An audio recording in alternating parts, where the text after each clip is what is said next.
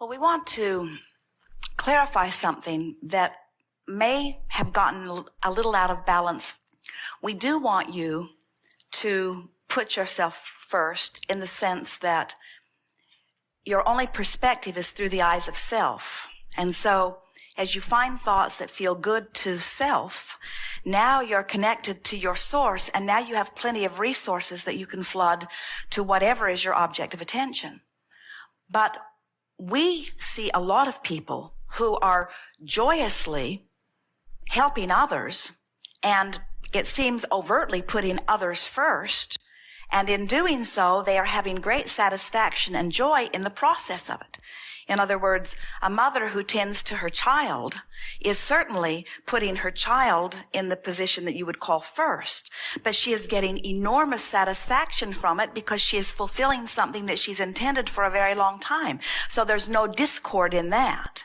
The discord comes in doing something for someone and resenting doing it. In other words, you are putting yourself first when you are serving others and joyful in the serving. The discord comes when you are feeling that your resources are limited and there's not enough of you to go around, and so you are doing it out of obligation rather than out of wanting to do it. So let's just back up and approach this whole subject a little differently, and let's call it allowing and resisting rather than doing for others or doing for myself. Allowing or resisting. So I can do for myself and allow the energy to flow, or I can do for others and allow the energy to flow.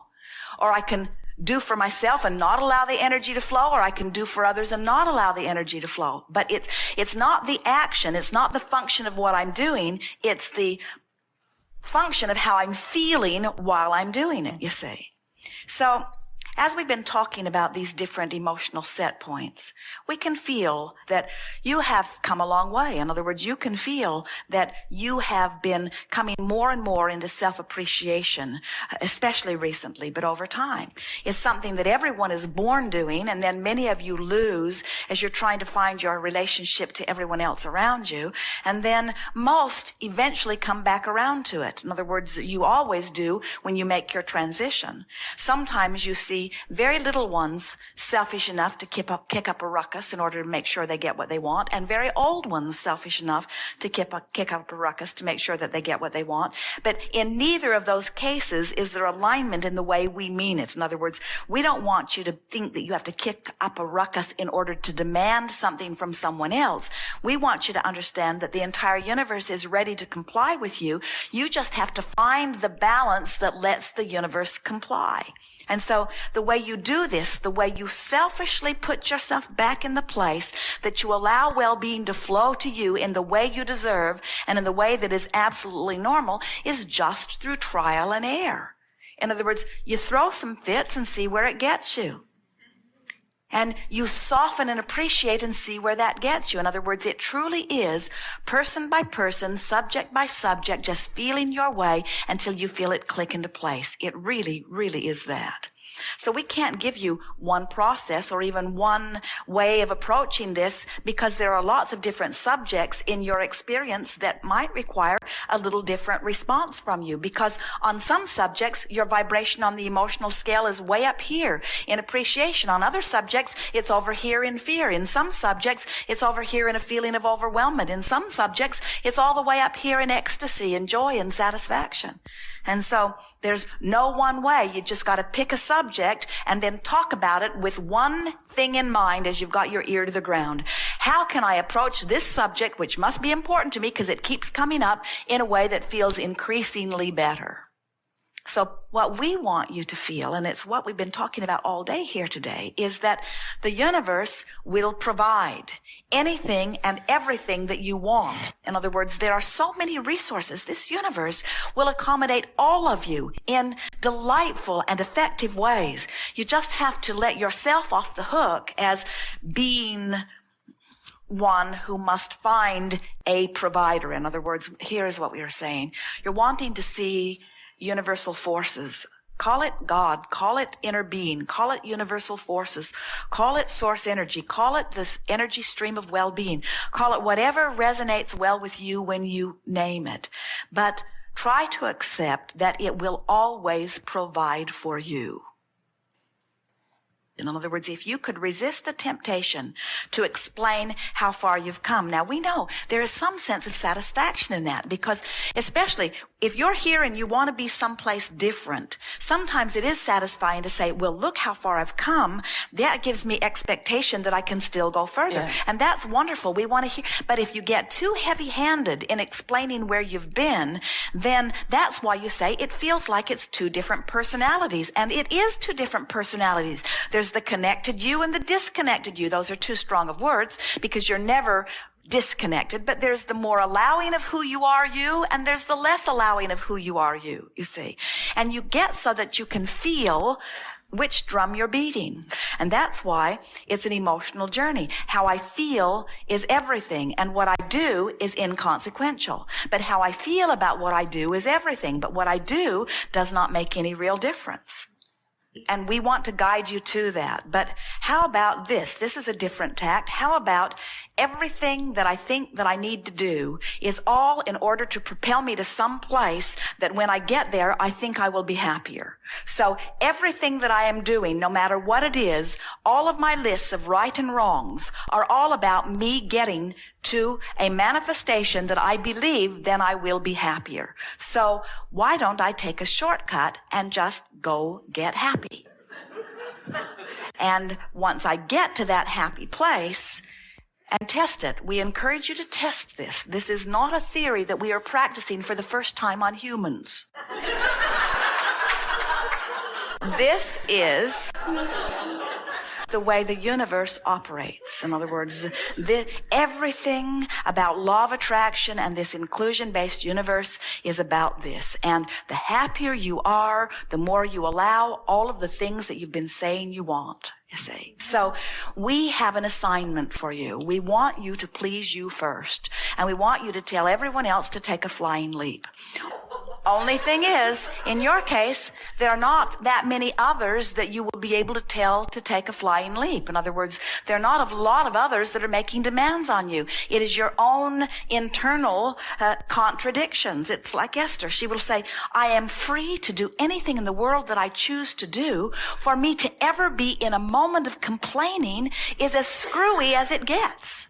Because I'm in charge of everything about my life experience. And we say, yes, but you have these habits of thoughts that are carryovers from when you didn't believe that you were in charge of everything. Exactly. And you sort of have to release them just one triumphant whoosh at a time. Yes. Yes, indeed.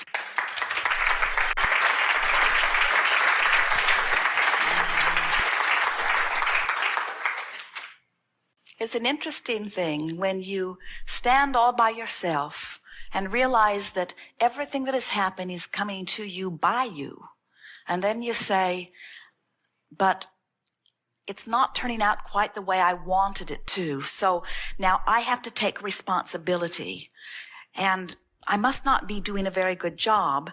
That sort of enhances your own feeling of self-loathing. And so then we say, well, then blame it on your mother for a while and try to relieve that sense. Give yourself some relief. And you say, oh, yes, that does feel better. And then there's my mother, there's my mate, there's the economy, there's the president, there's the government, there's the past lives. In other words, I have a long list of things that I can blame, but now I feel I have no control.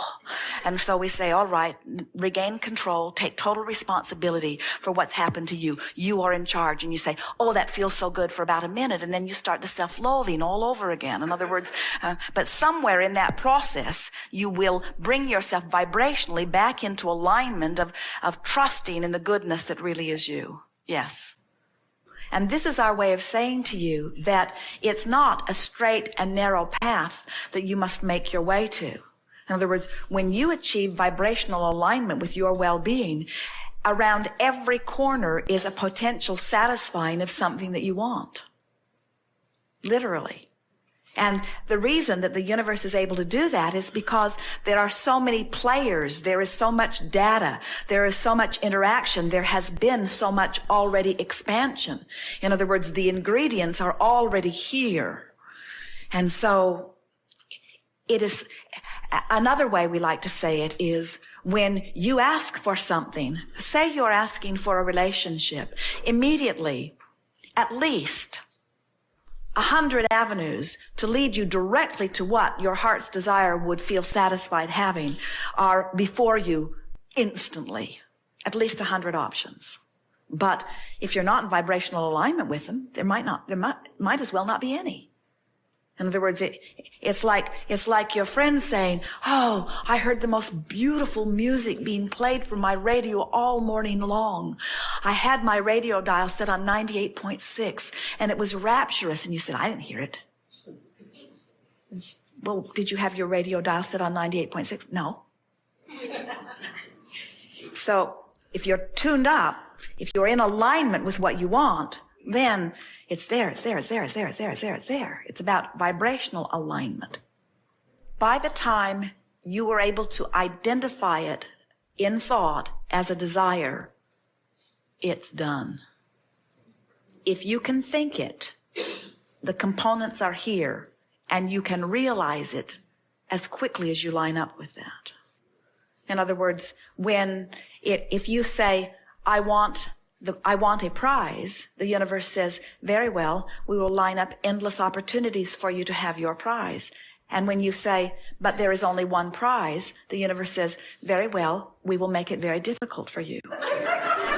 And when you say, there is only one prize and I think that person will get it, the universe says, very well, it will not be yours. In other words, your thoughts happen. But when you say, there is no shortage of prizes, the universe says, then pluck from those that please you. They are everywhere around you. When you say, but I am the only worthy one and no one else is worthy, the universe says, well, depends upon how they feel about them, not how you feel about them. In other words, your every thought affects your vibration, but that's all that affects your vibration. And your vibration is the only thing that ever affects your outcome. In other words, because every time you launch a preference, the universe has gone to work on fulfilling your preference and has taken great satisfaction in doing so. In other words, all of your future worlds have been envisioned and enjoyed by all that is non-physical. That's why it's in escrow, ready for you to let it into your experience, you see. Wayne Dyer's book says, you will see it when you believe it. And we say to you, test the heck out of it. In other words, make yourself believe it. Show yourself. Think thoughts and watch them manifest. Think other thoughts. In other words, notice the correlation between what you think and feel and what happens. It's accurate every single time. Adjust the way you feel, watch what happens. It's accurate every single time.